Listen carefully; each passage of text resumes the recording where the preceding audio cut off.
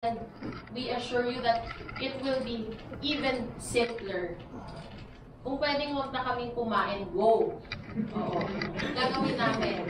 Yun lang naman talaga yung ginagawa namin pag Christmas party. Never naman kami naging magarbo. Pero bilang ibigay na lang natin sa mga binagyo. Oo.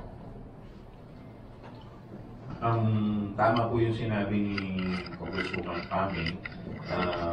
In fact, siguro I would encourage lahat ng mga congressman, no, pati sa kanilang mga district to do the same para at least medyo kung lalo-lalo na yung mga distrito na hindi naman nakaranas, para at least to sympathize din naman with the other districts na dumadaan ngayon sa mga pagsubok. Actually, hindi lang naman pati kasi ito yung first time or na nagkaroon ng ganito, halos nagkasunod-sunod eh.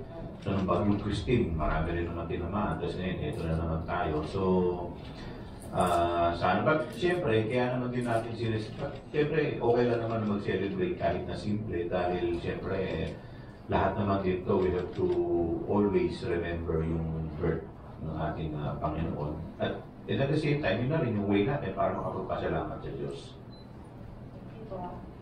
Thank you, Isa. Kat Cordes from Radio Pilipinas for her questions.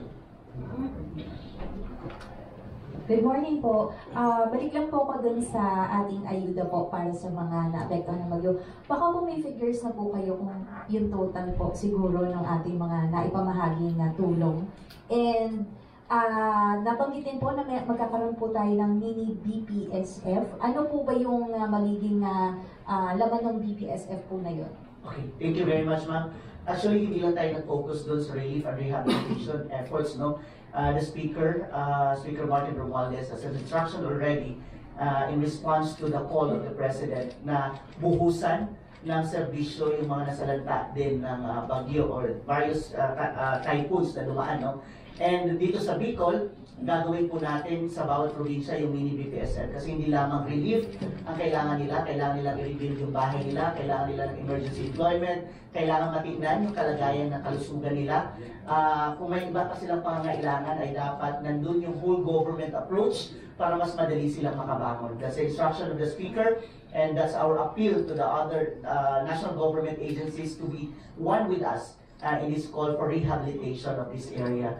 Pangalawa, yung sa unang tanong, magkano na ba? We have been allocated 850 million already para na cash assistance to 170,000 families affected in the Bicol region. Sa Bicol region pa lang po ito.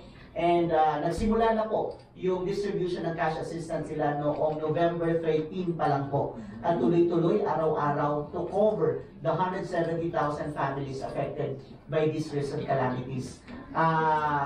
Masaya po kaming i-announce sa inyo na out of those 24 trucks na hinatid natin sa Bicol, mostly po nun ay bigas. That's around 650,000 kilos of rice ang ipamamahagi natin doon sa 4 na probinsya na bayo ng itong mga bagyo. And meron din pong ang NHA, together with private partners nila at ang DSUD, yung mga developers ng mga bahay, ay kung saan man sila situated na probinsya, ay magko-consolidate sila para magkabuo ng mga materials, construction materials, para maibigay doon sa rebuilding ng houses ng mga nawalan talaga ng bahay. Of course, si Philrica and of course, ang National Electrification Authority ay nagbigay din ng ayuda dahil ang daming posting na tumba ng bagyo, no? So, itatayo din ulit yun because there are areas na wala pa talaga kuryente. So, we will provide also some assistance towards that end. The rice, the clothing, the canned goods ay ibabahagi din po.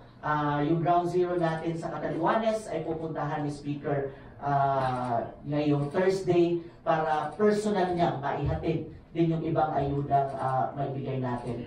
In total, in all these calamities, no, it's a combination of private and government funds. Ang mga KONG ay masaya po tayong nag-announce na yung mga hindi natamaan ng bagyo ay nagbigay din po ng suporta kaya nakabuo tayo ng 24 trucks papuntang Bicol dahil po dun sa contribution din ng ating mga house members through their personal funds. And parati naman po, naging tradisyon na din po yan ng House of Representatives hindi lamang yung quick response fund ng Office of the Speaker, kundi yung contribution din ng ating mga mahal na House members doon sa mga areas na nasalanta ng bagyong nabanggit natin. Medyo parang ito, nag-convoy kasi itong parang may party lang siguro silang pupuntahan, sabay-sabay silang dumaan din no, sa panahong daan. So hopefully we are praying no, na sana hindi na masundan at kung meron man ay hindi ganun ka-destructive dito sa mga nakaraang bagyong naranasan ng ating mga kababayan. Pasko na naman. No, I hope everyone can have a wonderful Christmas, lalo na yung nasalanta nito mga recent typhoons.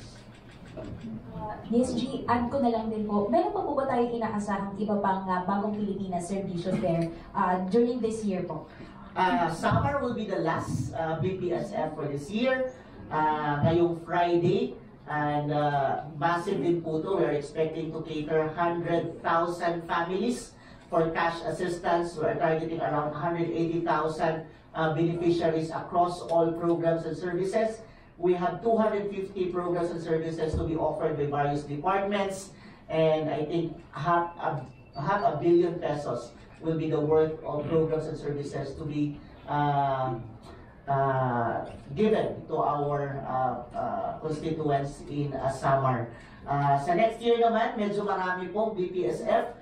Naka-pipeline po ang 13 provinces na ating pupuntahan for the first quarter and towards the second quarter of next year. So we have Albay, Sorsogon, Camiguin, Quezon, La Union, Tarlac, Pangasinan, Nueva Ecija, Davao Oriental, North Cotabato,